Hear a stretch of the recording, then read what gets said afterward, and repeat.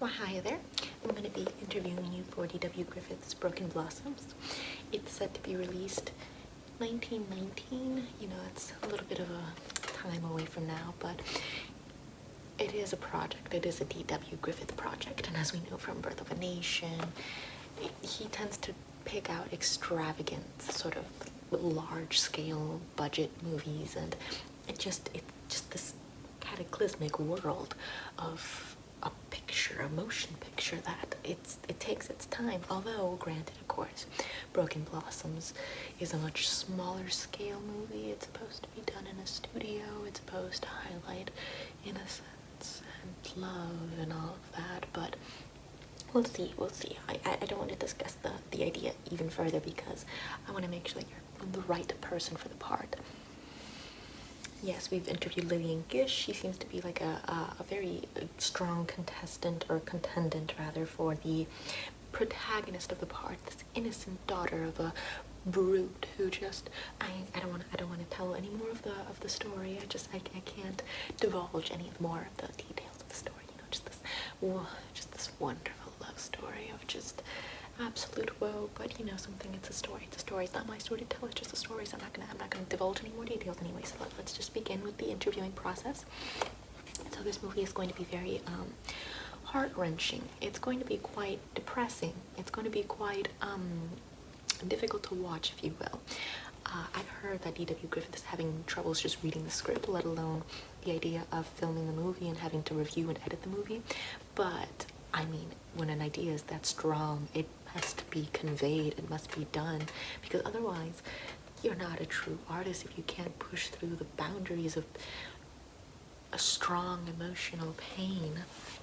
So I'm just going to be pulling up a file, a fresh new page, a new file, a fresh new page, and I'm just going to be just giving you some notes, okay?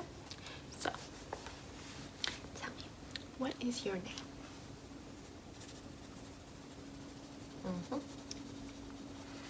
And is that with a C or a K? Okay. Do you have a middle name? Okay.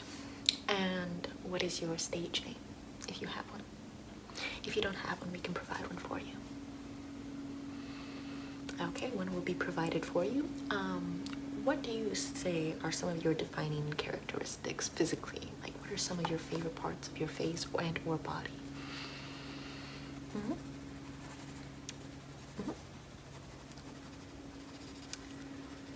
Interesting.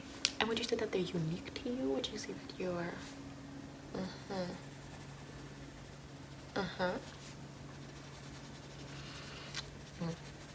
Okay, well, if you were to get the part, I can see us sort of reconfiguring your face. Of course, your eyebrows would need to be plucked. They're quite garish like mine, but I'm not in the pictures. I'm just someone behind the scenes, so I don't really feel like plucking my eyebrows. Plus, it keeps these men away from me because they're all like, hey, what are you doing to every single woman that comes by? And I'm like, no, thank you. I am just an assistant. I am here. I have my cats. I am done. So we can pluck your eyebrows, make it a little more fitting for the time, if you will. We can also sort of make your mouth really nice and small like mine, just to sort of put some makeup in that allocated space and just kind of give you a more defined, puckered up lip look. We can also do something with your hair.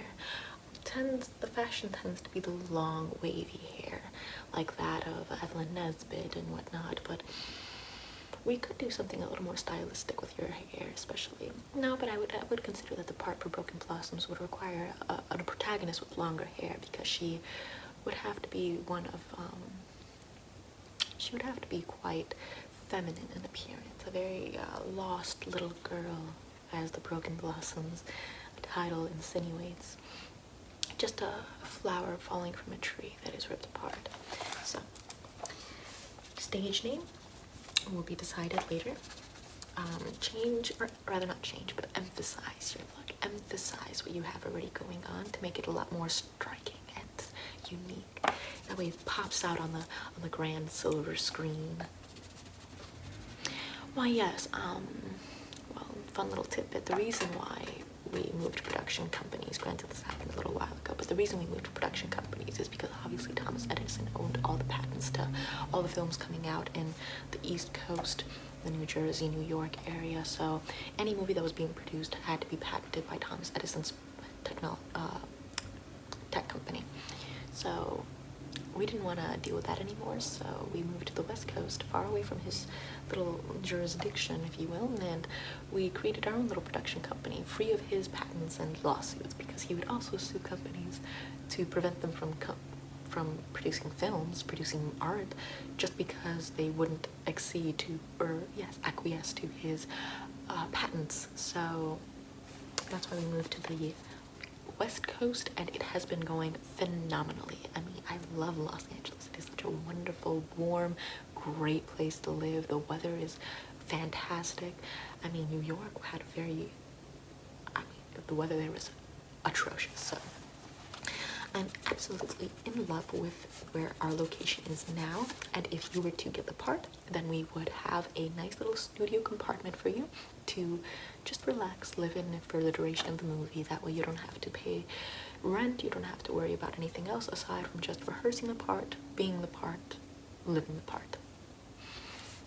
Now, all that information has been collected. That is the only information I'm going to be needing.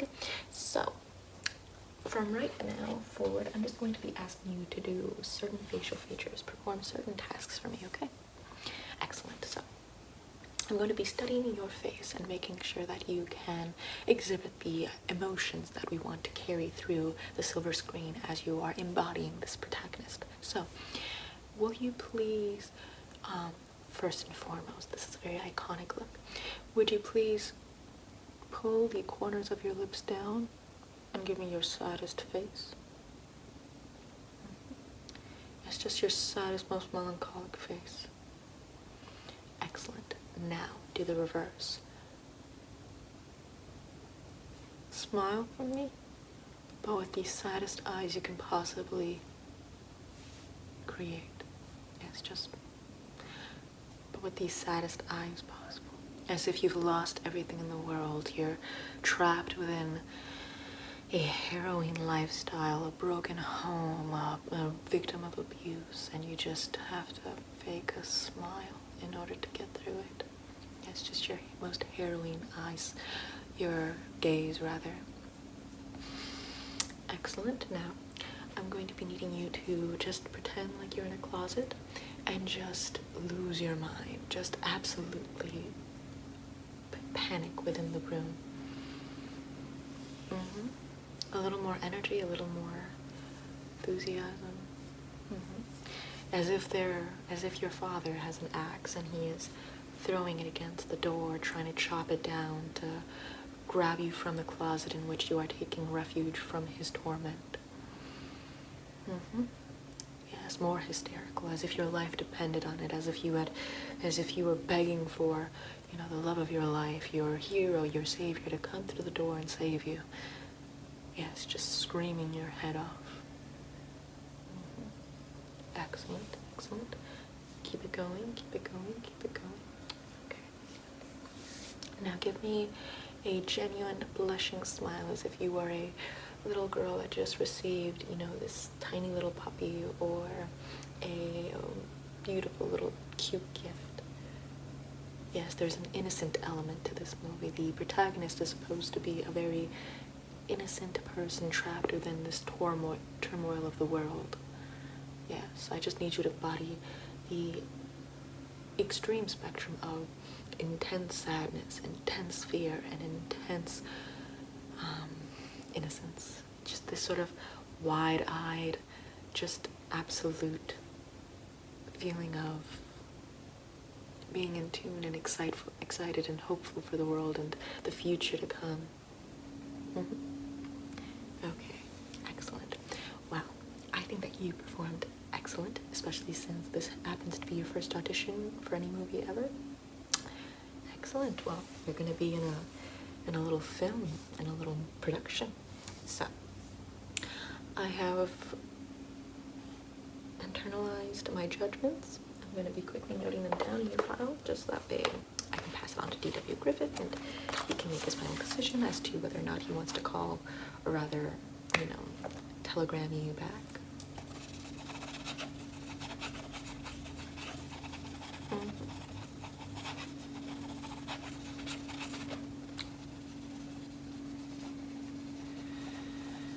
Excellent. Okay, so I have made my final notes on you. Stated that your innocence, fear, sadness, horror, all of them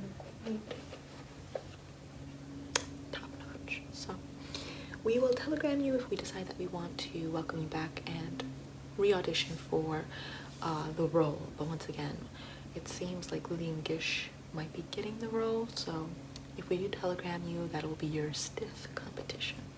Okay? Excellent. Well, I hope you get the part. I wish you the best.